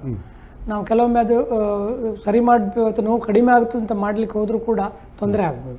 ಒಂದು ಸಿಂಪಲ್ ಐಸ್ ಪ್ಯಾಕ್ ಮನೆಯಲ್ಲಿ ಫ್ರಿಜ್ಜಲ್ಲಿ ಐಸ್ ಇದೆ, ಐಸನ್ನು ಇಟ್ಟು ಆ ಜಾಗದಲ್ಲಿ ನೋವು ಕಡಿಮೆ ಮಾಡ್ಬೋದು. ಸೊ ಮೂರನೇದು, ಎಷ್ಟು ಬೇಗ ನೀವು ಅಷ್ಟು ಬೇಗ ವೈದ್ಯಕೀಯ ಸಲಹೆ ಇರುವಲ್ಲಿ ಹೋಗಿ ಆಸ್ಪತ್ರೆ ಇರ್ಬೋದು, ಡಾಕ್ಟರ್ ಇರ್ಬೋದು ತೋರಿಸಿ ಅದಕ್ಕೆ ಬೇಕಾದ ಎಕ್ಸ್ರೇ ಮತ್ತು ಚಿಕಿತ್ಸೆಗಳನ್ನು ತಗೊಳ್ಳೋದ್ರಿಂದ ಅದರಿಂದ ಒಂದು ಫ್ರ್ಯಾಕ್ಚರ್ ಆಗಿದೆ, 2 ಫ್ರ್ಯಾಕ್ಚರನ್ನು ಶಿಫ್ಟ್ ಮಾಡುವಾಗ ಆಗೋದು, ಅಥವಾ ಫ್ರ್ಯಾಕ್ಚರನ್ನು ಆದಮೇಲೆ ಕೂಡ ಇವತ್ತು ಬೇಡ ನಾಳೆ ಬೇಡ ನಾಡ್ದು ಈ ಥರ ಹೋಗುವಂಥವರಿಗೆ ಸ್ವಲ್ಪ ತೊಂದರೆಗಳನ್ನು ಕಡಿಮೆ ಮಾಡ್ಬೋದು. Especially when patient has fallen not able to walk from the fallen position, ಅಂದರೆ ಬಿದ್ದಿದ್ದಾರೆ ಅಲ್ಲಿಂದ ಹೇಳಲಿಕ್ಕೆ ಆಗ್ತಾ ಇಲ್ಲ ಅಂದರೆ ಮೇಜರ್ ಫ್ರ್ಯಾಕ್ಚರ್ ಆಗಿದೆ ಅಂತಲೇ ತಿಳ್ಕೊಬೇಕು. ಎಷ್ಟು ನಾವು ಅಂಥ ಸಂದರ್ಭದಲ್ಲಿ ಬೇಗ ಆಸ್ಪತ್ರೆಗೆ ಹೋಗ್ತೇವೋ, ಒಳ್ಳೆ ಟ್ರೀಟ್ಮೆಂಟ್ ತಗೊಳ್ತೀವೋ ಅಷ್ಟು ಒಳ್ಳೆ. ಮುಖ್ಯವಾಗಿ ಬೆನ್ನಿದು ಫ್ರ್ಯಾಕ್ಚರ್, ಅದನ್ನು ಆ್ಯಕ್ಚುಲಿ ಫ್ರ್ಯಾಕ್ಚರ್ ಆಗಿ ಕರೆಕ್ಟಾಗಿ ಅವರನ್ನು ಶಿಫ್ಟ್ ಮಾಡದಿದ್ದರೆ ಬೇರೆ ತೊಂದರೆಗಳು ಆಗ್ತದೆ. ಅವರದ್ದು ದೊಡ್ಡ ಸ್ಪೈನಲ್ ಕಾರ್ಡ್ ಇಂಜುರಿ ಆಗೋ ಚಾನ್ಸಸ್ ಇದೆ. ಇನಿಷಿಯಲಿ ಆಗಿರೋದಿಲ್ಲ, ಅವರನ್ನು ಕರೆಕ್ಟಾಗಿ ನಾವು ಶಿಫ್ಟ್ ಮಾಡುವಾಗ ಜಾಗ್ರತೆ ವಹಿಸಿದ್ರೆ ಸ್ಪೈನಲ್ ಕಾರ್ಡ್ ಇಂಜುರಿ ಆಗೋ ಚಾನ್ಸಸ್ ಅರಿವು ಸಾಮಾನ್ಯ ಜನರಿಗೆ ಇರೋದಿಲ್ಲ. ಎಷ್ಟೋ ಜನ ರಿಕ್ಷಾದಲ್ಲಿ ಕರ್ಕೊಂಡು ಹೋಗ್ತಾರೆ ಸ್ಪೈನ್ ಫ್ರ್ಯಾಕ್ಚರ್ ಆಗಿದ್ದಾರೆ, ಈಗ ಮೇಲಿಂದ ಬಿದ್ದಿದ್ದಾರೆ, ಕಟ್ಟಡದಿಂದ ಬಿದ್ದಿದ್ದಾರೆ, ತೆಂಗಿನ ಮರ ಹತ್ತಿ ಬಿದ್ದಿದ್ದಾರೆ. ಅಂತ ಸಂದರ್ಭದಲ್ಲಿ ಅವರನ್ನು ರಿಕ್ಷಾದಲ್ಲಿ ಅಥವಾ ಕುತ್ಕೊಳಿಸ್ಕೊಂಡು ತಗೊಂಡ್ಬಂದಂಥ ಭಾಳ ಸಂದರ್ಭಗಳಿದ್ದಾವೆ. ಬಹುಶಃ ಅಂಥ ಸಂದರ್ಭದಲ್ಲಿ ಪ್ಯಾರಾಪ್ಲೀಜಿಯಾ ಅಥವಾ ಕಾಲಿನ ಶಕ್ತಿ ಹೋಗಿರೋದಿಲ್ಲ, on the way well the transport, ಇದಕ್ಕೆ ಸೆಕೆಂಡ್ ಇಂಜುರಿ ಅಂತ ಹೇಳ್ತಾರೆ. ಫಸ್ಟ್ ಇಂಜುರಿ ಆಗಿದ್ದು, ಎರಡನೇದು ನಮ್ಮಿಂದಾಗಿ, ಅಂದರೆ ಯಾರು ಅವರಿಗೆ ಹೆಲ್ಪ್ ಮಾಡ್ಲಿಕ್ಕೆ ಹೋಗ್ತಾರೆ ಅವರಿಂದ. ಸೊ ಇಂಥ ವಿಷಯಗಳಲ್ಲಿ ನಾವು ಜನರಿಗೆ ತಿಳುವಳಿಕೆ ಏನು ಮಾಡ್ಬೇಕು ಡಾಕ್ಟರ್? ಆ ಸಂದರ್ಭದಲ್ಲಿ ಏನು ಮಾಡಬೇಕು? ಜನಸಾಮಾನ್ಯ ಈಗ ಹೊರಗಡೆ ಪಬ್ಲಿಕಲ್ಲೇ ಆಗ್ತದೆ. ಬಹುಶಃ ಅದಕ್ಕೆ ಎಲ್ಲರಿಗೂ ಕೂಡ ಪ್ರಥಮ ಚಿಕಿತ್ಸೆ ಅಂದರೆ ಏನು ಅದರ ಬಗ್ಗೆ ಒಂದು ಟ್ರೈನಿಂಗ್ ಕೊಡಬೇಕಾಗ್ತದೆ. ನಾವು ಶಾಲೆಯಲ್ಲೆಲ್ಲ ಮಾಡ್ತೇವೆ ಆದಷ್ಟು ಮಟ್ಟಿಗೆ, ಶಾಲಾ ಕಾಲೇಜ್ಗಳಲ್ಲಿ. ಈಗಂತೂ ಇಂಗ್ಲೀಷ್ ಮೀಡಿಯಂ ಆಗಲಿ ಕನ್ನಡ ಪ್ರಥಮ ಚಿಕಿತ್ಸೆ ಬಗ್ಗೆ ಸಾಕಷ್ಟು ಟ್ರೈನಿಂಗ್ ಕೊಡ್ತೇವೆ. ಈವನ್ ನಾವು ಕೂಡ ಕೆನರಾ ಆರ್ಥೋಪೆಡಿಕ್ ಸೊಸೈಟಿ ಆಗಲಿ, KOI ಆಗಲಿ, ನಮ್ಮ ಕಳೆದ ಸಲದ ಇದರಲ್ಲಿ ಪ್ರಥಮ ಚಿಕಿತ್ಸೆ ಬಗ್ಗೆ ಕೂಡ ಸುಮಾರಷ್ಟು ತಿಳುವಳಿಕೆ ಪ್ರಯತ್ನ ಮಾಡ್ತಾರೆ. ನಮ್ಮ ದೇಶದಲ್ಲಿ ಸಾಕಷ್ಟು ಜನಸಂಖ್ಯೆ ಇರೋದ್ರಿಂದ ಮಾಹಿತಿಯ ಕೊರತೆ ಇದೆ. ಇದನ್ನು ಮತ್ತೆ ಜನರಿಗೆ ಪುನರಾವರ್ತನೆ ಮಾಡಬೇಕಾದ ಸಂದರ್ಭ ಬರುತ್ತೆ ಅಂತ ಹೇಳ್ತೀರಿ. ಈಗ ಜೀವನ ಶೈಲಿ ಬದಲಾವಣೆ ಮಾಡ್ತಾರೆ, ಇದರಿಂದ ಮೂಳೆಗಳ ಸ್ಥಿರತೆಯನ್ನು ಕಾಪಾಡಲಿಕ್ಕೆ ಸಾಧ್ಯ ಇದೆಯಾ? ಹೌದು, ಜೀವನ ಶೈಲಿಯಲ್ಲಿ ವ್ಯತ್ಯಾಸ ಮಾಡಬೇಕು ಅಂದರೆ ಮುಖ್ಯವಾಗಿ ನಮ್ಮ ಮೂಳೆಗಳನ್ನು ನಾವು ಒಂದು ಒಳ್ಳೆಯ ಒಂದು ಸ್ಥಿತಿಯಲ್ಲಿ ಇರಿಸಬೇಕಾದ್ರೆ ಡಯಟ್, ಎಕ್ಸಸೈಸ್ ಇಂಪಾರ್ಟೆಂಟ್. ಡಯಟ್ ಅಂತ ಹೇಳಿದ್ರೆ ನಾವು ತಿನ್ನುವಂಥ ಸಮತೂಕದ ಆಹಾರವನ್ನು ನಾವು ತಗೊಳ್ಬೇಕು ಅಂದರೆ ಆಯಾ ಏಜಿಗೆ, ಆಯಾ ಒಂದು ಅವರ ದೇಹ ರಂಗ ರಚನೆಗೆ ಅಂದರೆ ಎಷ್ಟು ಬೇಕೋ ಅಷ್ಟು ಪ್ರೋಟೀನ್ಸ್, ಕಾರ್ಬೋಹೈಡ್ರೇಟ್ಸ್ ಮತ್ತು ಲಿಪಿಡ್ಸ್ ಮತ್ತು ವಿಟಮಿನ್ಸ್, ಮಿನರಲ್ ಇದನ್ನು ಕಲಿಬೇಕು. ಅದು ನಾವು ಡಯಟಿಷಿಯನ್ ಮೂಲಕ ಆಗಲಿ ಮತ್ತು ನಮ್ಮ ಹತ್ರ ಬಂದಾಗಲಿ ಅವರ ಏಜಿಗೆ ತಕ್ಕಂತೆ, ಅವರ ದೇಹ ರಚನೆಗೆ ತಕ್ಕಂತೆ, ಅಂದರೆ KG ಪ್ರಕಾರ ಅಥವಾ ಬಿಲ್ಟ್ ಪ್ರಕಾರ ನಾವು ಹೇಳ್ತೀವಿ. ಹೌದು. ಎರಡನೇದು ಅವರು ಮಾಡಬೇಕಾಗಿದ್ದು ವ್ಯಾಯಾಮ, ವೆರಿ ಇಂಪಾರ್ಟೆಂಟ್. ಸೊ ಎಷ್ಟೋ ಸರ್ತಿ ಎಲ್ಲ ಒಂದು ನಿಯಮಿತವಾಗಿ ವ್ಯಾಯಾಮ ಮಾಡೋದನ್ನು ನಾವು ಎಲ್ಲ ಮಕ್ಕಳಿಗಿಂದ ಹಿಡಿದು ಅಡಲ್ಟ್ಸಿಗೆ ಎಲ್ರಿಗೂ ಹೇಳಬೇಕು.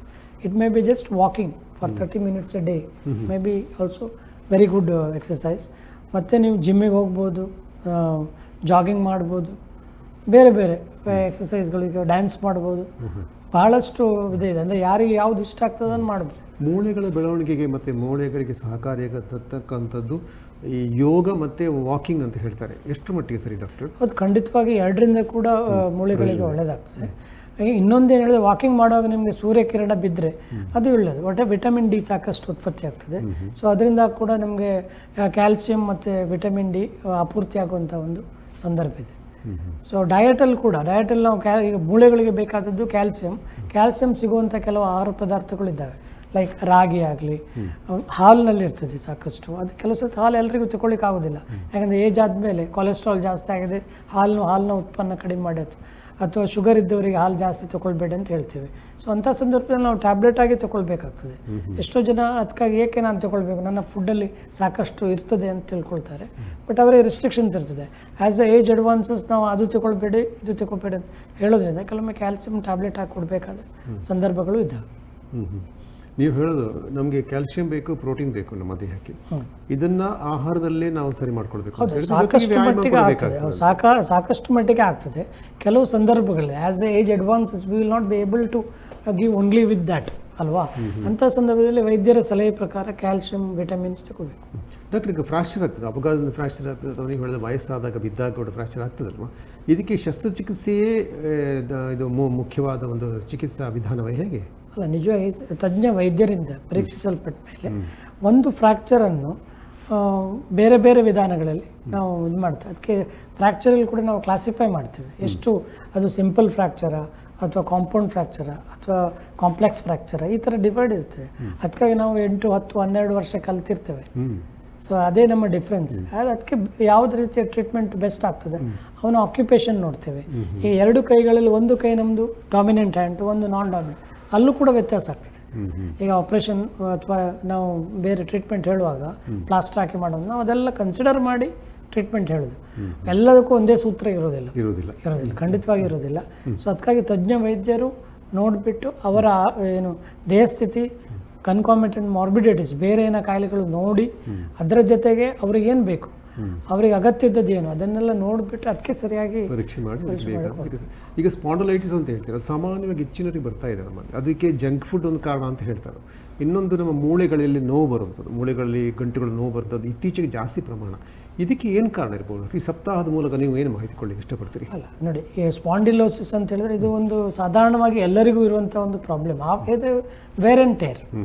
ಆ್ಯಸ್ ವಿ ಏಜ್ ಅಡ್ವಾನ್ಸಸ್ ನಮ್ಮ ಎಲ್ಲ ದೇಹದ ಅಂಗರಚನೆಗಳಲ್ಲಿ ಕೂಡ ಸ್ವಲ್ಪ ಮಟ್ಟಿನ ಸವೆತ ಇದ್ದೇ ಇದೆ. ಕಶೇರುಕಗಳಲ್ಲಿ ಅಂದರೆ ಈಗ ನೆಕ್ಕಲ್ಲಿ ಮತ್ತು ಬ್ಯಾಕ್ ಬೋನಲ್ಲಿ ಸವೆತ ಬಂದಾಗ ಅದನ್ನು ನಾವು ಸ್ಪಾಂಡಿಲೋಸಿಸ್ ಅಂತ ಹೇಳ್ತೇವೆ. ಓಕೆ. ಸೊ ಅಷ್ಟೇ. ಬಟ್ ಅದಕ್ಕೆ ವಿಶೇಷವಾಗಿ ಸ್ಪಾಂಡಿಲೋಸಿಸ್ಗೆ ಅಂದರೆ ಸೇಮ್ ಏನೆಲ್ಲ ನಾವು ಇಲ್ಲಿ ತವರೆಗೆ ಹೇಳಿದ್ದೇವೆ ಅದೇ ಟ್ರೀಟ್ಮೆಂಟ್. ಬಟ್ ಒಮ್ಮೆ ಪರೀಕ್ಷೆ ಮಾಡಿ ಅದಕ್ಕೆ ಬೇರೆ ಏನಾದರೂ ಕಾರಣ ಉಂಟಾ ಅಂತ ಕಂಡುಹಿಡಿದೇ ನಮ್ಮ ಒಂದು ವೈದ್ಯರ ಒಂದು ಇದು. ಮತ್ತು ಇನ್ನೊಂದು ಪ್ರಶ್ನೆ ನೀವು ಹೇಳಿದ್ದು ಬೋನ್ ಪೇಯ್ನು ಮತ್ತು ಜಾಯಿಂಟ್ ಪೇಯ್ನ್ ಎಲ್ಲ ಕಾಮನ್. ಆ್ಯಸ್ ಅಡ್ವಾನ್ಸಸ್ ನಾನು ಹೇಳಿದಿಲ್ಲ, ಏಜ್ ಜಾಸ್ತಿ ಆಗ್ತಾ ಹೋದಾಗೆ ನಮ್ಮ ಜನಸಂಖ್ಯೆ ಈಗ 40ರಿಂದ 60, 60ರಿಂದ 70 ಈ ಥರ ಮುಂದೆ ಏಜಸ್ ಹೋದಾಗೆ ಸವೆತ ಕೂಡ ಜಾಸ್ತಿ ಆಗ್ತದೆ. ಅದರಿಂದ ಕೂಡ ತೊಂದರೆ ಆಗ್ತದೆ, ಸವೆತ ಆಗ್ತದೆ, ನೋವಾಗ್ತದೆ. ಹಿರಿಯರು ಹೇಳ್ತಾರೆ ನೋವಿನೊಂದಿಗೆ ಬದುಕಲಿಕ್ಕೆ ಕಲಿಬೇಕು ಅಂತೇಳಿ. ನೋವಿದೆ ಅಂತ ಚಿಂತೆ ಮಾಡಬಾರ್ದು ಅಂತ ಹೇಳ್ತೀರಿ, ಬಟ್ ವೈದ್ಯರ ಸಲಹೆ ಭಾಳ ಮುಖ್ಯ ಅಂತ ಹೇಳ್ತೀರಿ. ಡಾಕ್ಟ್ರೇ, ಈಗ ನಮ್ಮ ಕೆನರಾ ಆರ್ಥೋಪೆಡಿಕ್ ಸೊಸೈಟಿಯ ಈ ವಾರದ ಧ್ಯೇಯ ವಾಕ್ಯದೊಂದಿಗೆ ನಾವು ಕಾರ್ಯಕ್ರಮ ಪ್ರಾರಂಭ ಮಾಡಿದ್ದು. ಇದರ ಕಾರ್ಯಚಟುವಟಿಕೆಗಳು ಇನ್ನಷ್ಟು ವಿಸ್ತಾರ ಆಗಬೇಕಾದ್ರೆ ನಿಮ್ಮ ಒಂದು ಅನಿಸಿಕೆ, ಅಭಿಪ್ರಾಯ ಏನು ಡಾಕ್ಟ್ರೆ? ಇದು ಬರೀ ಈ ವಾರ ಒಂದಕ್ಕೆ ಮಾತ್ರ ಸೀಮಿತ ಅಲ್ಲ. ಇದು ಆ್ಯಕ್ಚುಲಿ ಜನರಲ್ಲಿ ಅರಿವು ಮೂಡಲಿಕ್ಕೆ ನಾವು ಹಾಕಿಕೊಂಡಿರುವಂಥ ಒಂದು ಕಾರ್ಯಸೂಚಿ. ಬಟ್ ಇದು ವರ್ಷಾನುಗಟ್ಟಲೆ ಈ ಕಾರ್ಯಕ್ರಮ ನಡೀತಾ ಇರ್ತದೆ. ಸ್ಕೂಲ್ ಮಕ್ಕಳ ಸರ್ವೆ ಇರ್ಬೋದು, ಅಥವಾ ಹಿರಿಯರಲ್ಲಿ ಹೇಗೆ ಫಾಲ್ ಪ್ರಿವೆನ್ಷನ್ ಅಥವಾ ಆರೋಗ್ಯದ ಬಗ್ಗೆ ಕಾಳಜಿ, ಇದರ ಬಗ್ಗೆ ಎಲ್ಲ ನಾವು ವಿವಿಧ ಈಗ ಇಂಡಸ್ಟ್ರಿಗೆ ಇರ್ಬೋದು. ಈಗ ಬರೀ ಇಂಜುರಿ ಫ್ರೀ ಇಂಡಿಯಾ ಅಂದರೆ ನಾವು ಬರೀ ರೋಡ್ ಟ್ರಾಫಿಕ್ ಮಾತ್ರ ಅಲ್ಲ, ಇಂಡಸ್ಟ್ರೀಸಲ್ಲಿ ತುಂಬ ಆಕ್ಸಿಡೆಂಟ್ಸ್ ಆಗ್ತಾ ಇರ್ತದೆ. ಅವರಿಗೆ ಹೇಗೆ ಅದನ್ನು ಪ್ರಿವೆನ್ಷನ್ ಮಾಡ್ಬೋದು. ಈಗ ಕೆಲವರು ನೀವು ನೋಡಿರ್ಬೋದು, ಈ ಪ್ರಿಂಟಿಂಗ್ ಪ್ರೆಸ್ಸಲ್ಲೆಲ್ಲ ಬೆರಳು ಕಟ್ಟಾಗೋದಂತ, ಆ ಸಮಯದಲ್ಲಿ ಹೇಗೆ ಅದನ್ನು ವೈದ್ಯರ ಹತ್ರ ತಗೊಂಡು ಬರಬೇಕು, ಇದರ ಬಗ್ಗೆ ಎಲ್ಲ ಮಾಹಿತಿ ಕೊಡುವ. ಬರೇ ಇಂಜುರಿ ಅಂದರೆ ರೋಡ್ ಟ್ರಾಫಿಕ್ ಮಾತ್ರ ಅಂತಲ್ಲ, ಇಂಡಸ್ಟ್ರಿ ಇಂಜುರಿ ಬಗ್ಗೆನೂ ನಾವು ಕಾಳಜಿ ವಹಿಸ್ತೇವೆ. ಮತ್ತೊಂದು ಕೊನೆಯದಾಗಿ ವೈದ್ಯರುಗಳೇ ಈಗ ಗೊತ್ತಿತ್ತು, ನೀವು ಸ್ಟ್ಯಾಟಿಸ್ಟಿಕ್ಸ್ ತೆಗೆದ್ರೆ ತುಂಬ ಜನ ವೈದ್ಯರು ಬೇರೆಯವರಿಂದ ಹೆಚ್ಚು ಮೊದಲು ಸಾಯ್ತಾ ಇದ್ದಾರೆ. ಅದರ ಬಗ್ಗೆ ನಾವು ವೈದ್ಯರು ನಮ್ಮ ಬಗ್ಗೆ, ನೀವು ಆರೋಗ್ಯವಂತರಾಗಿರಬೇಕು, ನೀವು ನಿಮ್ಮ ಟೆಸ್ಟ್ಗಳನ್ನೆಲ್ಲ ಮಾಡ್ತಾ ಇರಬೇಕು, ಇದರ ಬಗ್ಗೆ ನೀವು ಜಾಗೃತಿ ವಹಿಸಬೇಕು. ನೀವು ಸರಿಯಾಗಿದ್ದರೆ ಮಾತ್ರ ಸಮಾಜ ಸರಿಯಾಗಿರ್ತದೆ. ಹಾಗೆ ಅದರ ಬಗ್ಗೆನೂ ಅವರಿಗೆ ಒಂದು ಅರಿವು ಮೂಡಿಸುವ ಕಾರ್ಯಕ್ರಮವನ್ನು ಈ ಸಪ್ತಾಹದಲ್ಲಿ ಮಾಡ್ತಾ ಇದ್ದೀವಿ. ಜನಸಾಮಾನ್ಯರು ವೈದ್ಯು ನಾರಾಯಣ ಹರಿ ಅಂತ ಹೇಳ್ತಾರೆ, ದೇವರು ಅಂತ ಸ್ವೀಕಾರ ಮಾಡ್ತಾರೆ. ಬಟ್ ಅವರ ಆರೋಗ್ಯ ಕೂಡ ಅಷ್ಟೇ ಚೆನ್ನಾಗಿರಬೇಕು ಸೇವೆ ಮಾಡಲಿಕ್ಕೆ ಅಂತ ನೀವು ಅದನ್ನು ಒತ್ತಿ ಹೇಳ್ತಾ ಇದ್ದೀರಿ. ಇದು ಕೊನೆಯ ಒಂದು ನಮ್ಮ ಕಾರ್ಯಕ್ರಮದ ಧ್ಯೇಯವಾಕ್ಯ ಅಂತ ಹೇಳ್ತಿದ್ದೀರಿ. Strong surgeon safe hands. Okay, ಈಗ ಒಟ್ಟಾರೆಯಾಗಿ ಬೋನ್ ಆ್ಯಂಡ್ ಈ ಜಾಯಿಂಟ್ ವೀಕ್ನಲ್ಲಿ ಭಾಗವಹಿಸಲು ಸಾರ್ವಜನಿಕವಾಗಿ ನೀವು ಯಾವ ತರಹದ ಸಲಹೆ ನೀಡ್ತೀರಿ? ಎಲ್ಲರೂ ಭಾಗವಹಿಸಬೇಕಿದ್ರಲ್ಲಿ. ಇದು ನಾವೀಗ ಮಾಧ್ಯಮದ ಮೂಲಕ ನೀವು ವಿಷಯ ಹೇಳ್ತೀರಿ. ಸಾರ್ವಜನಿಕರು ಈಗ ಶಾಲೆಯಲ್ಲಿ ಟೀಚರ್ ಇರ್ಬೋದು, ಕಾಲೇಜ್ ಇರ್ಬೋದು, ಯಾವ ಒಂದು ಸಮಾಜ ಸೇವೆಯಲ್ಲಿ ತೊಡಗಿಸ್ಕೊಂಡವರು ಯಾವ ರೀತಿಯಲ್ಲಿ ಭಾಗವಹಿಸ್ಬೋದು ಇದರಿಂದ? ಈಗ ಪ್ರಥಮವಾಗಿ ನಾವು ಸ್ಕೂಲ್ ಸರ್ವೆ ಅಂತ ಹೇಳ್ತೀವಿ. ಆಗ ನಾವು ಆ ಟೀಚರ್ಗಳಿಗೆ ಹೇಳಿರ್ತೀವಿ, ಈ ಮಕ್ಕಳಲ್ಲಿ ಹೀಗೆಲ್ಲ ಏನಾದರೂ ವ್ಯತ್ಯಾಸ ಕಂಡ್ರೆ ನೀವು ಅವರನ್ನು ವೈದ್ಯರಿಗೆ ಒಂದು ಸಲಹೆ ತಗೊಳ್ಳೋದು ಒಳ್ಳೆಯದು ಅಂತ. ಅಂಥ ಪೇಷಂಟ್ಗಳು ಬಂದರೆ ಅಟ್ಲೀಸ್ಟ್ ಆ ಆರಂಭಿಕ ಹಂತದಲ್ಲಿ ಅಂಥ ರೋಗಗಳನ್ನು ನಾವು ತಡೆ ಹಿಡಿಬೋದು. ನಾವು ಎಲ್ಲರನ್ನೂ ಪರೀಕ್ಷೆ ಮಾಡಲಿಕ್ಕೆ ಆಗೋದಿಲ್ಲ. ನಾವು ಟೀಚರ್ಸ್ಗಳಿಗೆ ಹೇಳ್ಬೋದು, ಹೀಗೆ ಈ ಇಂತಿಂಥ ಕೆಲವು ಲಕ್ಷಣಗಳಿರ್ತದೆ. ಈಗ ಬೆನ್ನಿನ ಇದಿರ್ಬೋದು, ಸ್ಕೋಲಿಯೋಸಿಸ್ ಅಂತ ಹೇಳ್ತೀವಿ, ಅಥವಾ ನಾಕ್ನಿ ಅಥವಾ ಫ್ಲಾಟ್ ಫೀಟ್ ಅಂತ ಹೇಳ್ತೀವಿ. ಇದರ ಬಗ್ಗೆ ಎಲ್ಲ ನಾವು ಅವರಿಗೆ ಟೀಚರ್ಗೆ ಹೇಳ್ಕೊಟ್ರೆ, ಟೀಚರ್ ಅವರು ಸಾಮಾನ್ಯವಾಗಿ ಮಕ್ಕಳ ಜೊತೆಗೆ ಹೆಚ್ಚಾಗಿರೋದು ಟೀಚರ್ಗಳೆಲ್ಲ. ಸೊ ಅವರಿಗೆ ಅರಿವು ಮೂಡಿಸಿದರೆ ಅವರ ಪೇರೆಂಟ್ಸ್ ಹೇಳ್ತಾರೆ, ಪೇರೆಂಟ್ಸ್ಗಳು ಡಾಕ್ಟರ್ ಹತ್ರ ತೋರಿಸಿ ಅದನ್ನು ಆರಂಭಿಕ ಹಂತದಲ್ಲಿ ಏನೇನು ಅದಕ್ಕೆ ಬೇಕಾದಂಥ ಕಡಿಮೆ ವೆಚ್ಚದಲ್ಲಿ ಆರಂಭಿಕ ಹಂತದಲ್ಲಿ ಟ್ರೀಟ್ಮೆಂಟ್ ತಗೊಂಡ್ರೆ ಸರಿ ಆಗ್ತದೆ. ಅದೇ ರೀತಿ ಇಂಡಸ್ಟ್ರಿಯಲ್ಲಿ ಈಗ ರೋಡ್ ಟ್ರಾಫಿಕ್ ಆಕ್ಸಿಡೆಂಟ್ಸ್, ಹೆಲ್ಮೆಟ್ ಹೇಗೆ ಹಾಕೋದು ಅಥವಾ ಸೀಟ್ ಬೆಲ್ಟನ್ನು ಕಡ್ಡಾಯವಾಗಿ ಹಾಕಬೇಕು, ಇದು ಬೇರೆಯವರಿಗೋಸ್ಕರ ತಮಗೋಸ್ಕರ ಹಾಕೋದು, ಅದರ ಬಗ್ಗೆ ಜನರಿಗೆ ಅರಿವು ಮೂಡಿಸೋದು. ಹಾಗೆ ಇಂಡಸ್ಟ್ರೀಸಲ್ಲಿ ಹೆಲ್ಮೆಟೋ ಅಥವಾ ಸೇಫ್ಟಿ ಟೂಲ್ಸನ್ನು ಮೆಷರ್ಸ್ ಏನೇನಿದೆ ಅದನ್ನು ನೀವು ಜಸ್ಟ್ ನಾನು 1 ನಿಮಿಷಕ್ಕೆ ಮಾಡಿ ಹೋಗ್ತೀನಿ ಅಂತೇಳಿ ಸೇಫ್ಟಿ ಟೂಲ್ಸ್ ಇಲ್ಲದೆ ಏನಾದರೂ ಮಾಡಿದರೆ ಅಪಘಾತಕ್ಕೆ ಆಗುವ ಚಾನ್ಸ್ ಉಂಟು. ಅದೇ ರೀತಿ ಆಸ್ಟಿಯೋಪೊರೋಸಿಸ್ ಅಂತೇಳಿ, ಅದನ್ನು ನಾವು ಈಗ ಸೈಲೆಂಟ್ ಕಿಲ್ಲರ್ಸ್ ಅಂತ ಹೇಳ್ತೀವಿ. ಜನರಿಗೆ ಗೊತ್ತೇ ಇರೋದಿಲ್ಲ, ಸಡನ್ನಾಗಿ ಬೀಳ್ತಾರೆ, ಫ್ರ್ಯಾಕ್ಚರ್ ಆಗ್ತದೆ, ಮತ್ತು ಅದು ಮಾರಣಾಂತಿಕ ಹಂತದಲ್ಲಿ ಸಾಧ್ಯತೆ ಉಂಟು ಇದಾಗಲಿಕ್ಕೆ. ಎಲ್ಲರೂ ವಯಸ್ಸಾದವರಲ್ಲಿ ಯೂಶ್ವಲಿ ಹಿಪ್ ಫ್ರ್ಯಾಕ್ಚರ್ ಎಲ್ಲ ಅದು ಆ್ಯಕ್ಚುಲಿ ವಯಸ್ಸಾದವರೆಲ್ಲ ಹೆಚ್ಚಾಗಿ ಆಗೋದು, ಮೇಯ್ನಾಗಿ ಆಸ್ಟಿಯೋಪೊರೋಸಿಸ್ ಆಗೋದು. ಅದರಿಂದಾಗಿ ಅವರಿಗೆ ಪ್ರಾಣ ಕಳೆದುಕೊಳ್ಳುವ ಸಾಧ್ಯತೆಯೂ ಇರ್ತದೆ. ಫ್ರ್ಯಾಕ್ಚರಿಂದಾಗಲ್ಲ, ಬೇರೆ ಬೇರೆ ಕಾಯಿಲೆಗಳಿದೆ, ಅದ್ರ ಜೊತೆಗೆ ಇದಾಗ್ತದೆ. ಇದಕ್ಕೆ ಆಪರೇಷನ್ ಬೇಕಾಗ್ತದೆ. ಆಗ ಆಪರೇಷನ್ ಮಾಡುವಾಗ ಅನೆಸ್ಥೀಷಿಯಾ ಕೊಡ್ತೇವೆ, ಬೇರೆ ಬೇರೆ ತೊಂದರೆಗಳು ಬರೋ ಸಾಧ್ಯತೆ ಇದೆ. ಅದಕ್ಕೆ ಅದನ್ನು ಆಗದಾಗಿ ಪ್ರಿವೆನ್ಷನ್ ಮಾಡುವಂಥದ್ದು ಒಂದು ಇದು. ಮತ್ತೊಂದು ಇಂಜುರಿ ಫ್ರೀ ಹೇಳಿದೆ, ಮತ್ತು ಪಾಶ್ಚರ್ ಸರಿಯಾಗಿ ಕೂತ್ಕೊಳ್ಳೋದು. ಅದು ಈಗ ಮೇಯ್ನ್ಲಿ ನಿಮ್ಗೆ ಗೊತ್ತುಂಟು, ನಾವು ಈಗ ಸಾಫ್ಟ್ವೇರ್ನವರು ಗಂಟೆ ಕೂತಾ ಇರ್ತಾರೆ ವರ್ಕ್ ಮಾಡೋ, ಅವ್ರಿಗೆ 8 hours 10 hours ಕಂಟಿನ್ಯೂಸ್ ವರ್ಕ್ ಇರ್ತದೆ. But every half an hour or 1 ಅವರ್ಗೆ ಎದ್ದು ಸ್ವಲ್ಪ ಸ್ಮಾಲ್ ಒಂದು 5 ಸೆಕೆಂಡು ಅಥವಾ 10 ನಿಮಿಷ ವಾಕಿಂಗ್ ಮಾಡಿ ಬಂದು ಮತ್ತೆ ಕೂತ್ಕೊಂಡ್ರೆ ಈ ಬೆನ್ನಿನ ಮೇಲೆ ಬರುವಂಥ ತೊಂದರೆಗಳು ಅಥವಾ ಅವರಿಗೆ, ಮತ್ತು ಅವರ ಕಂಪ್ಯೂಟರ್ ಯೂಶಲಿ ನಮ್ಮ ಐ ಲೆವೆಲಲ್ಲಿ ಇರಬೇಕು, ಮೇಲೆ ಅಥವಾ ಕೆಳಗಡೆ ನೋಡ್ತಾ ಇದ್ರೆ ನೆಕ್ ಪೇನ್ ಬರೋ ಸಾಧ್ಯತೆ ಇರ್ತದೆ. ಮತ್ತೆ ಅದಲ್ಲ, ಈಗ ಮೇಗೆ ಕಂಟಿನ್ಯೂಸ್ ಆಗಿ ನೋಡ್ತಾರೆ ಕುತ್ತಿಗೆ ನೋವು ಬರ್ತದೆ, ಸರ್ವೈಕಲ್ ಸ್ಪಾಂಡಿಲೋಸಿಸ್ ಆಗೋ ಚಾನ್ಸಸ್ ಉಂಟು, ಬೆನ್ನಿನಲ್ಲಿ ತೊಂದರೆ ಆಗುತ್ತೆ.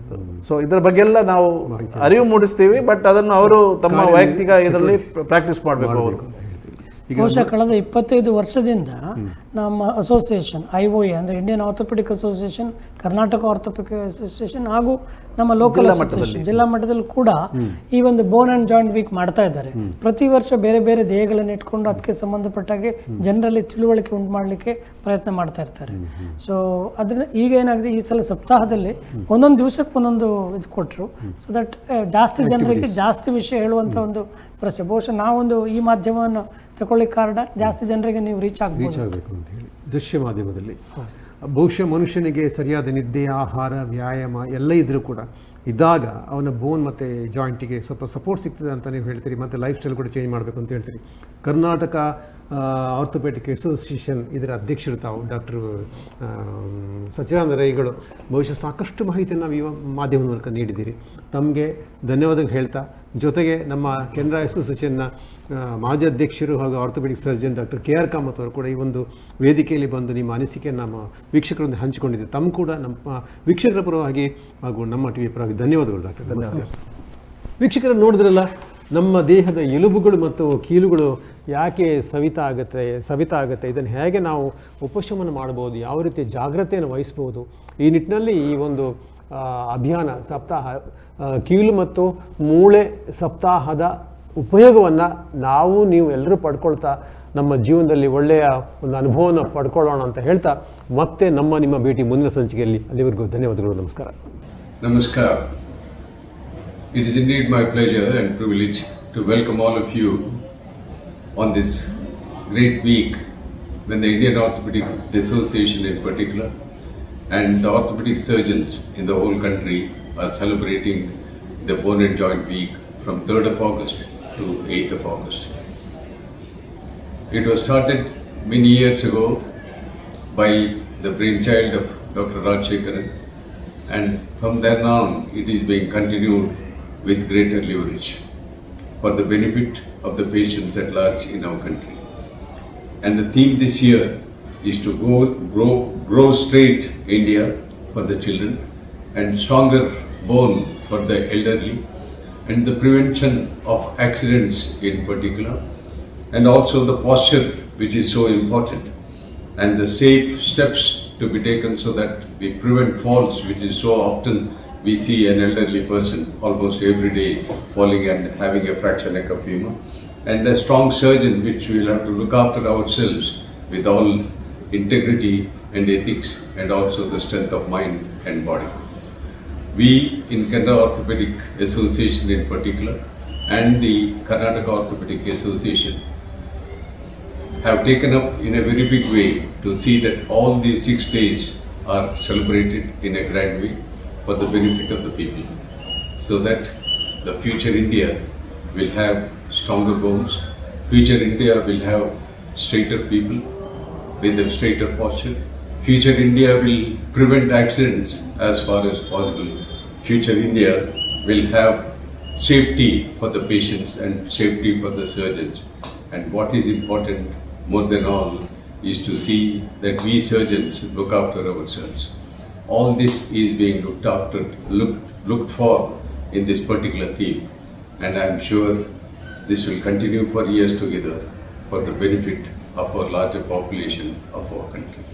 With this little firm faith, let us march forwards very firm in our faith, sustained in our confidence in the will of God and promise of orthopedic surgeons of India for a better future. Thank you. Bone and joints are the most important parts of our body, responsible for keeping our mobility and good health. A good bone and joint health is mandatory for our all activities, and problems in this can lead to confinement to the home or confinement to the bed, reducing our productivity. Most people ignore the bone and joint health during their younger days, and then after they cross the middle age, they end up with various problems leading to difficulty in movements and their work. Some of the problems can be osteoporosis, osteoarthritis, spinal disorders including degenerative disc disease, rheumatoid arthritis, vitamin D deficiency and sports injuries. All these problems develop over a period of time, and then when it is fully manifested, treatment can be tricky and we may not get a full function at that stage. So it is important to prevent these problems in the beginning itself, and for that the people should be aware of these problems and they should be aware of methods to improve their bone and joint health. So to promote awareness among the awareness related to the problems of the bone and joint health, the August 4 is considered as the National Bone and Joint Health Day, and as a part of this, Indian Orthopedic Association, which is a representative body of the orthopedic surgeons across country, has planned a week-long activity from 3rd of this month till the end of the week. These activities include various health, educational and promotional activities. I myself, Dr. Janardana Itala, head of the Department of Orthopedics at Enabaya Medical College, along with my colleagues at the Department of Orthopedics, are also committed for this activity, and as a part of this we have already conducted some of the public and patient awareness programs. The department has got various specialists capable of dealing with any type of orthopedic problems, including spinal problems, at a very subsidized rate and at times free of cost for needy patients. Our slogan for the department is "Mobility is life and life is mobility," and all our team members are committed to the same. I wish all a healthy bone and joint. Thank you.